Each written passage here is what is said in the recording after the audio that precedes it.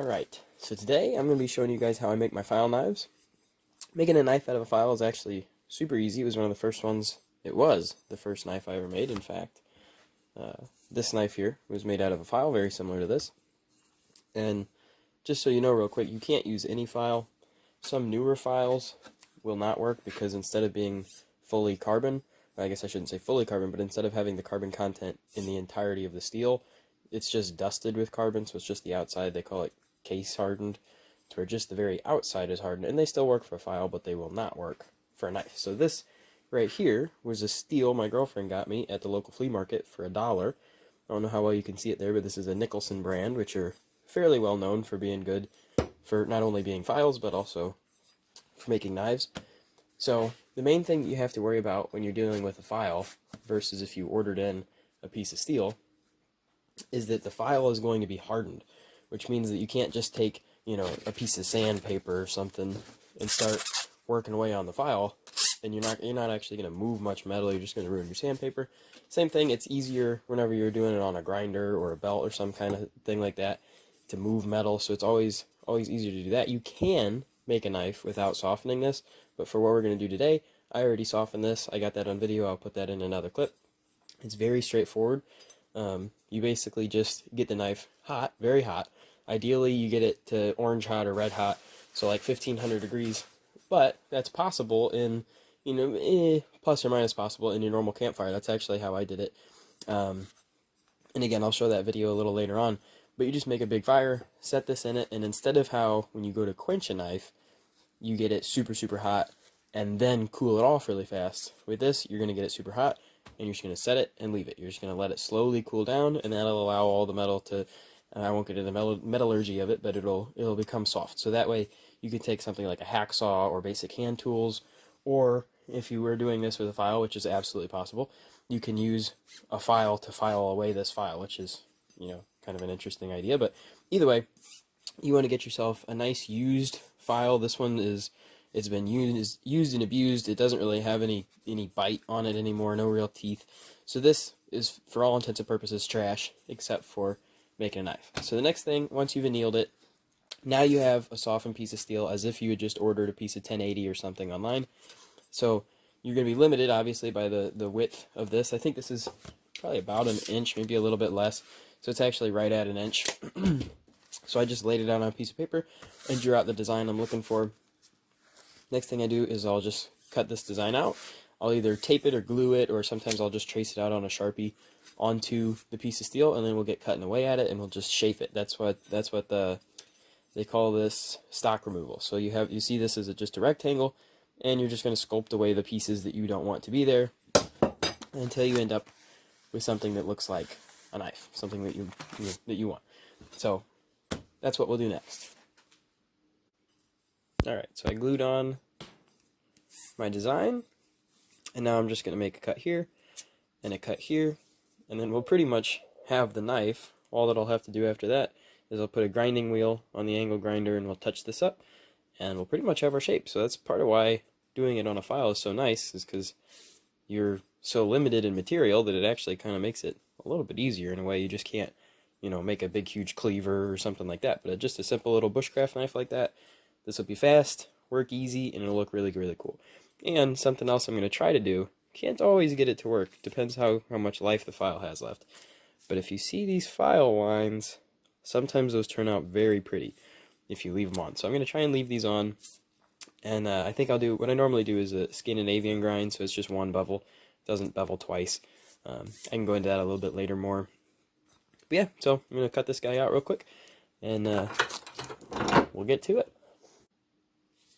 So I'm going to try it with a hacksaw, partially just to see and make sure I soften the blade all the way through, because it would be a pain in the butt to find out that I didn't. So the hacksaw will not go through hardened metal, which means it'll be a perfect test to make sure we soften this up. I think we did, but sometimes you never know. So we're going to try this out real quick. Ooh, I got to tighten that up.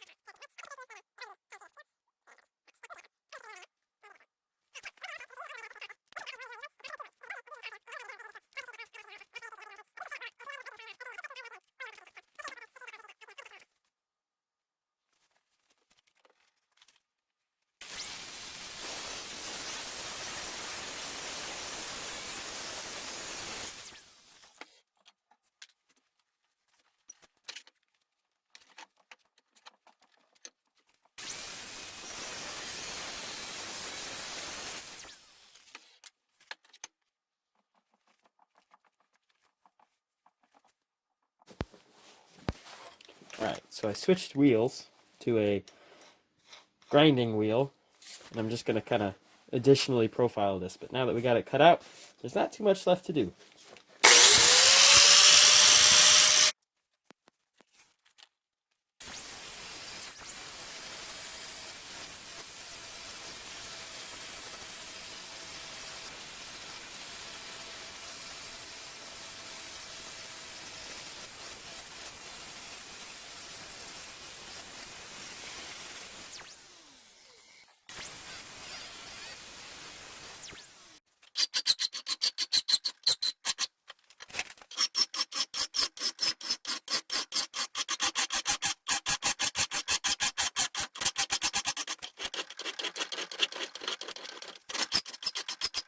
Alright, so I've marked out and center punched where I'm going to put my holes.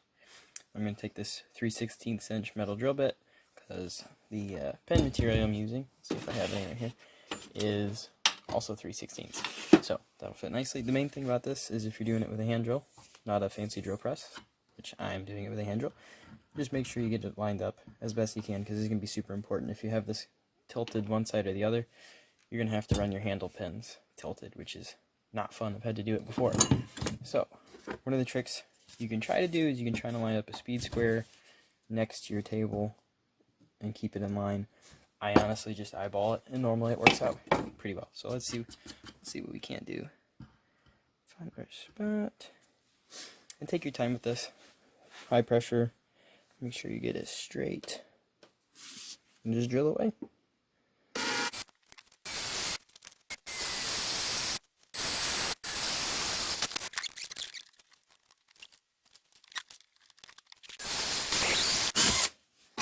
That drill bit just chewed through that metal, no problem. Good to know we got that all the way annealed when we did it in that campfire. So, just eyeballing. Let's see how we did. Couple good clean holes. Test it out with some rod real quick.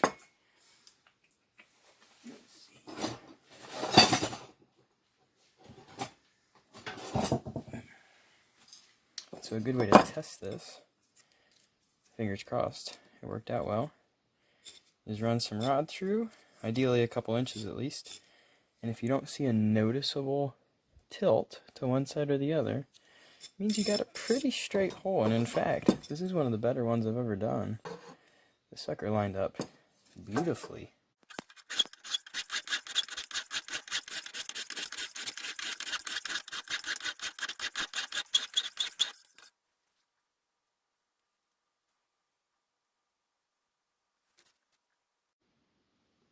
So now that I have the bevels done, did it on this little jig. There's a lot of videos on how to make that. But got the bevels done, filed them out. Try and keep them as even as you can, because you don't want one side to have more material than the other. Otherwise it'll like to warp whenever you quench it. But always leave, I like to leave just a little bit of material. Don't bring it all the way to a point and apex it, because then again you're more likely to have cracking. You want to leave just a little bit of material there. But yeah, now we're good. We're gonna go into the quench, or heat treat I should say. So let's do that next. Alright, so I got my little mini forge here set up. Hopefully this works. If not, I can do it in my charcoal forge, but I think I got this all dried out. I had these fire breaks, they actually retain water really bad, so I had left them out here and didn't know they were going to suck up all that water, and they weren't holding heat well. But now I think they're dried out now. It's been a while since then. And yeah, you can see the inside of that. It's heating up. We'll give it a little while longer, but it's getting nice and hot, so I think it'll hold heat well. And then we'll get this knife in here and do some heat treating.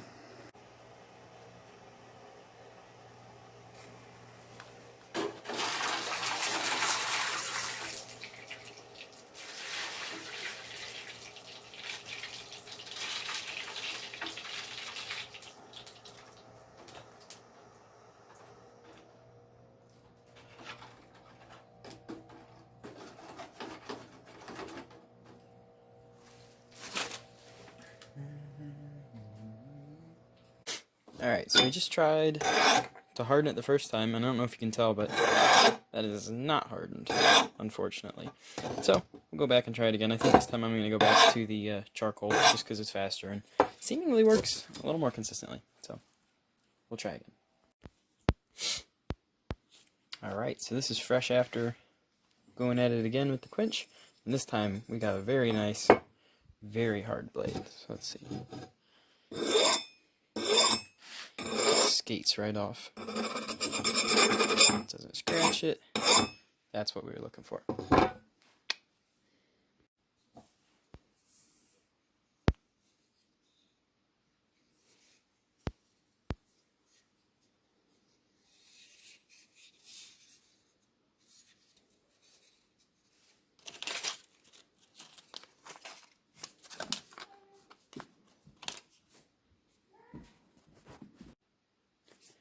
Alright, so I have everything lined up the way I want to do it.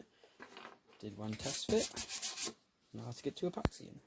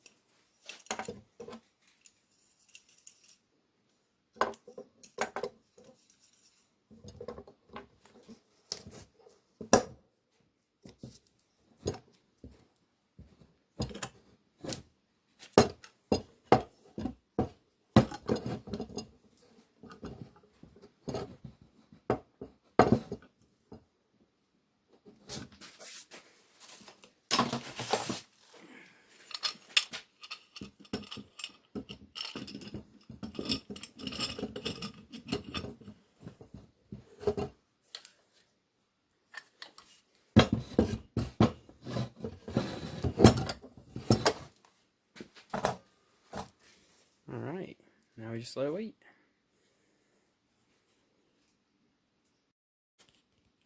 Alright, so just got done shaping it. It's got a little bit of a Coke bottle shape. Feels exceptional in the hand though. Now, just going to take the tape off and put some linseed oil. We'll see how it looks.